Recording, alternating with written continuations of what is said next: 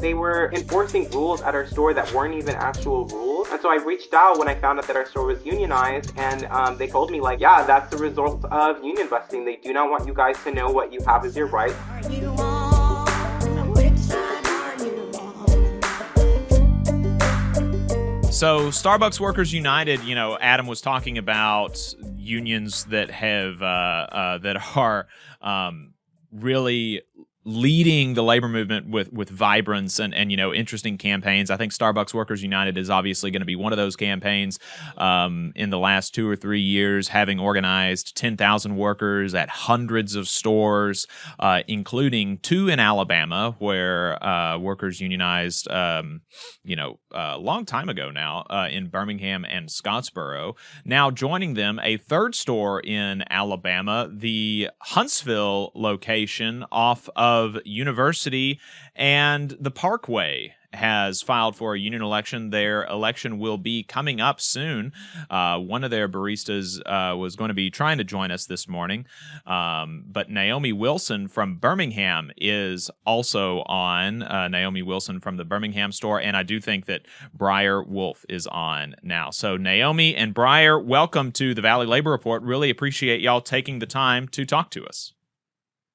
Yes, Hi, Jacob. thank you. Hi. Really glad, Naomi, to have you back on, and Briar to have you on for the first time. Briar, I know that your time is a little bit more limited, so I want to start off with you. Like I said, you are from the Huntsville location that has recently filed a petition to hold a union election, the store off of University and the Parkway.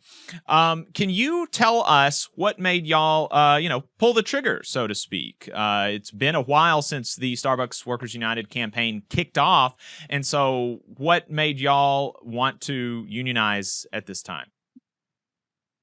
Well, so a lot of what the impetus was for this was management in the store right now is creating kind of a toxic environment. The scheduling is really bad. We're understaffed for a whole lot of shifts. We wind up having to close the store a lot because of the poor scheduling. So people miss out on their hours, and they're told that they have to use their vacation time or their sick time to make up for those hours. Wow.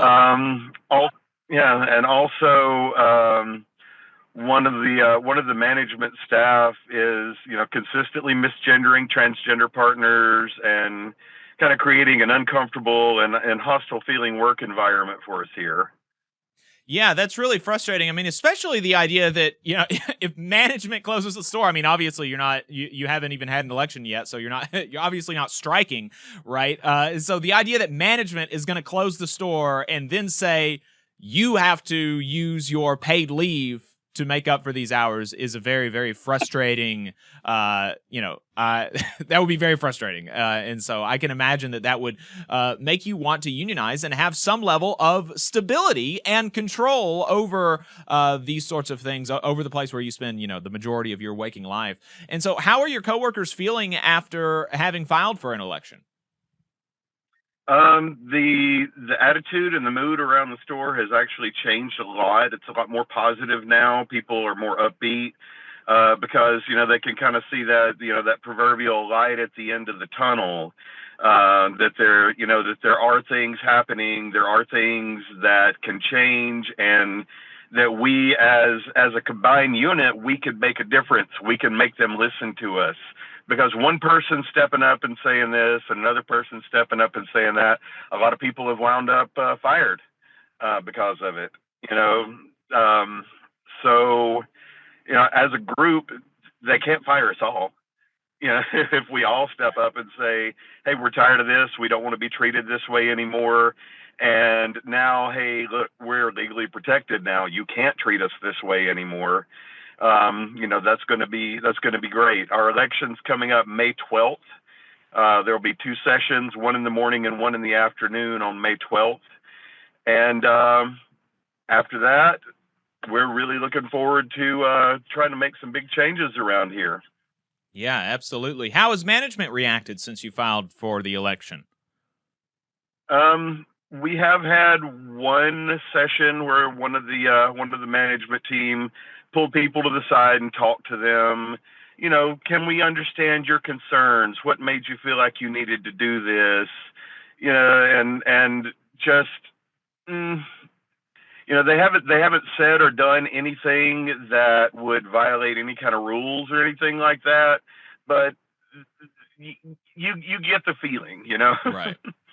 Right. Yeah, absolutely. Well, Briar, best of luck in the election. We're going to be tracking it closely, obviously. Thanks for telling us the date of the election. Glad that it's been scheduled already, May 12th. Encourage Union supporters to go by, again, the Starbucks off of University and the Parkway. Let them know that you support them in their campaign. Naomi Wilson, you're at the Birmingham location that has unionized and has been unionized for a while now. How are folks in your store reacting to this news of another Alabama location, seeking to join y'all? Genuinely just pure excitement. Like, I think it's about time people realize that they have a voice in their workplace. Everything Briar has talked about is a very common issue in Starbucks locations. We had those tornadoes come through Alabama and they shut down our store, and none of us got paid for that time that we were scheduled for. And so we're going to be filing disputes on that so that they have to pay us for our time. Mm-hmm. Right, exactly. Hey, 5 seconds, just wanted to say that this is only possible because of our donors. If you want to see more of this, then consider donating yourself at tvlr.fm/donate. And what have y'all been seeing in the intervening period in Birmingham since you've unionized? Well, what's been going on in the store? Oh boy, well, a lot has happened at my store. Being the first one to unionize in the state, our store just heavily got union busted. I wasn't at the original election, and so I came in years later. And kind of how I started getting involved is I was being overly dress coded. So they were enforcing rules at our store that weren't even actual rules. And so I reached out when I found out that our store was unionized, and they kind of told me yeah, that's the result of union busting. They do not want you guys to know what you have as your rights. They're making sure that there's a rotating door so that nobody ever learns. Yeah, pretty much that. That's been the case for 2 years. It's taken me a long time to grow into the organizer and leader that I need to be. And so I'm very happy that I'm here now. And that doesn't mean that the union busting has stopped. Every time we grow, they hit us 10 times harder. And so we started actually doing Union 101s for our community, kind of teaching about how to get organized, what do you need, what can you do, what's the difference, what kind of protections you can get from that. And actually the DM, district manager, saw me at one of those locations, hopped up out of his chair, walked over to the workers that I had just canvassed, took their flyers, and just was pretending to be the nice guy. I've never seen him smile in my life. And the following day, he came into our store, our Union 20th Street store, and he issued 7 write-ups. And not only just that, he also went ahead and declined a short-term disability of one of my coworkers that had filed weeks ago because she had broke her foot. So this is just an insane amount of retaliation that we get at our store for just speaking up about what we have available to us. But that doesn't mean that we have, fumbled our bag. Under pressure grows diamonds. And I think that we're just getting stronger every single day, and they know that, and that's why they're targeting us even harder.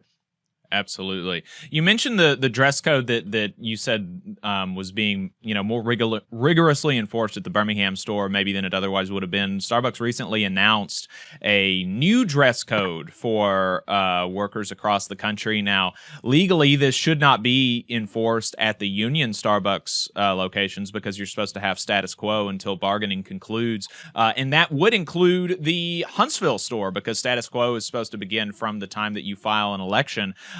So, legally, this new dress code should not be being rolled out at union stores. Starbucks Workers United is challenging the new dress code. Have they tried to roll that out either at Starbucks in Huntsville or Birmingham, Briar, Naomi? Yeah, so pretty much our union really ran a really strong campaign on, workplace visibility, making sure that you're comfortable and able to present how you want to. And Starbucks, played played the game and gave us a more progressive dress code. But now that the administration and the top levels have changed, and Trump is constantly trying to dismantle the NLRB, Starbucks is taking that step and taking that power back from us. And they're like, we actually don't have to give you those things. We actually don't care that you bought all of this coffee gear.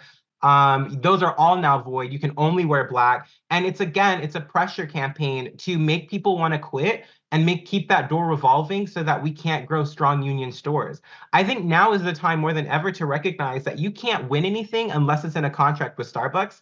And so, I'm really excited to go back to bargaining with them so that we can finally finalize this and show people their power and what they deserve. Absolutely. And Well, one yeah, thing go I've ahead, got Brian. to add about that, they have not started trying to enforce the dress code, the new dress code here in Huntsville. But Naomi might not have seen this, but this morning, after a lot of outcry from partners about this new dress code, especially the part that she was talking about people buying all the coffee gear shirts from Starbucks that were assumed to be dress code friendly, they've rolled back part of the new dress code. And now they're saying that coffee gear shirts are acceptable again, as long as they're all black. Well, that's something for sure. And it's really interesting that they're wanting to roll out this dress code to try to to give everybody a uniform, basically, because that is, it just doesn't. I don't know. When I go into Starbucks, I expect to see, people with the green apron with all sorts of different kind of, like, that's sort of the vibe that I have always felt like they were going for. Yeah. Them barista. We make the best coffee. Right. And everyone knows it. Everyone knows if your barista doesn't have blue hair, it's not going to come out right.